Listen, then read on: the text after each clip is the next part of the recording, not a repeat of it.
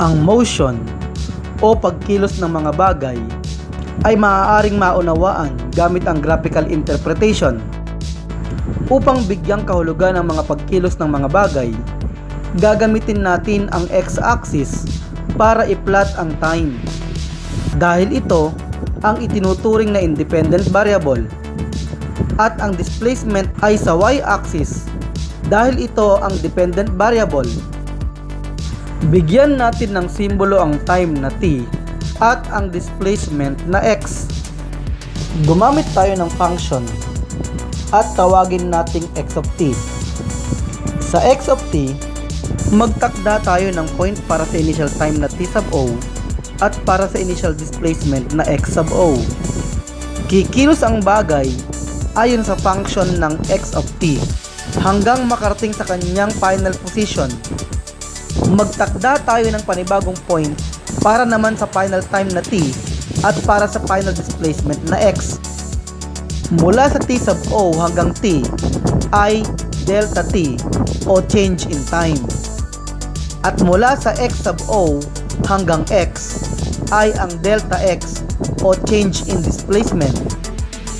Ang slope mula sa initial point hanggang final point ng motion ay makukuha gamit ang rise over run. Kaya ang slope ay equal sa rise na delta x over run na delta t. Pansinin natin na ang delta x over delta t ay ang average velocity. Halimbawa naman ay ang function na ito. Kung magtatakda tayo ng point para sa initial time na t sub o, ang point sa function ay nakatakda naman dito.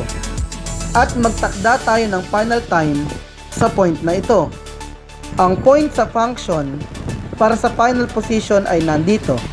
Kung kukuhanin natin ang slope ng initial at final position, ang value ng delta t ay mula sa initial time hanggang final time. At ang value ng delta x ay mula sa initial displacement hanggang sa final displacement. Ang slope ay equal sa rise na delta x over run na delta t. Ang delta x over delta t ay average velocity. Kaya, ang slope ng displacement versus time graph ay ang average velocity. Average velocity is equal to delta x over delta t. Halimbawa, starting from rest, Sir Chris began throttling his tricycle. After 0.5 hours, his displacement from where he started was 20.0 kilometers. What is his average velocity? Ang mga given ay initial displacement equals 0, final displacement equals 20.0 kilometers, initial time equals 0, at final time equals 0.5 hours. Hinahanap natin ang average velocity. Kung titignan natin ito sa graph, nasa 0 ang initial time at initial displacement. At narito naman ang final time at final displacement. Ang slope ay ang velocity na equal sa delta x over delta t. Kaya ang solution ay average velocity is equal to delta x over delta t at ito ay equal sa x minus x sub o over t minus t sub o. By direct substitution, average velocity is equal to 20.0 kilometers minus 0 over 0.5 hours minus 0.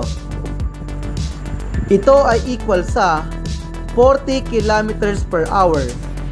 Ang average velocity ni Sir Chris ay 40 kilometers per hour. E paano naman kung ang kukuhanin natin ay ang velocity sa partikular na oras o sa partikular na lugar? Ito ay velocity sa kahit na anong saglit na panahon o ang kasalukuyang oras o lugar. Halimbawa ay sa posisyon na ito. Para makuha ang velocity, isasaalang-alang natin ang panandaliang oras na halos umabot na sa 0. Para makuha ang instantaneous velocity, kukuhanin natin ang slope ng sobrang igsing displacement at sobrang liit na time na nasa itinakda nating point. Para magawa ito, ang kukuhanin nating slope ay ang slope ng tangent line na dadaan sa ating itinakdang point.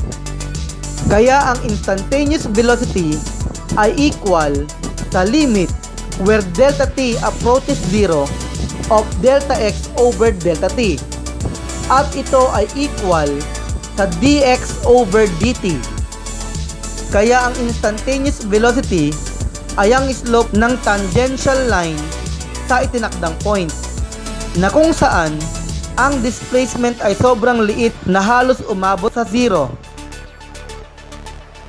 B equals limit where delta t approaches 0 of delta x over delta t equals dx over dt.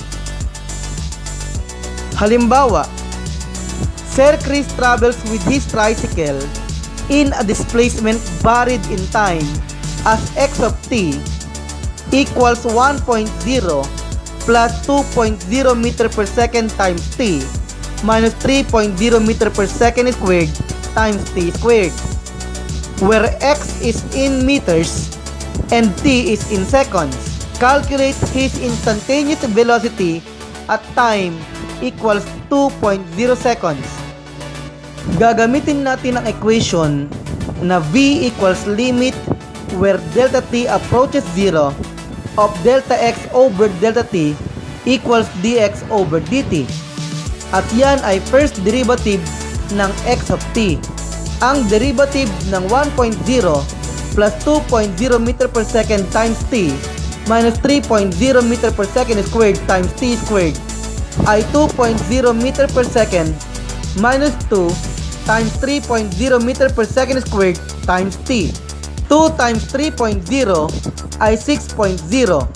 Kaya ang instantaneous velocity ay equal sa 2.0 meter per second minus 6.0 meter per second squared times t.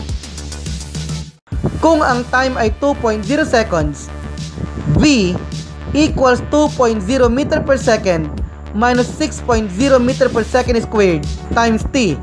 Papalitan natin ang t ng 2.0 seconds. Kaya, v equals 2.0 meter per second minus 6.0 meter per second squared times 2.0 seconds. Cancelled out ang second over second. At ang 6.0 times 2.0 ay 12. Kaya, v equals 2.0 meter per second minus 12 meter per second. Ito ay equal sa negative 10 meter per second. Ang instantaneous velocity ni Sir Chris ay negative 1.0 times 10 raised to 1 meter per second.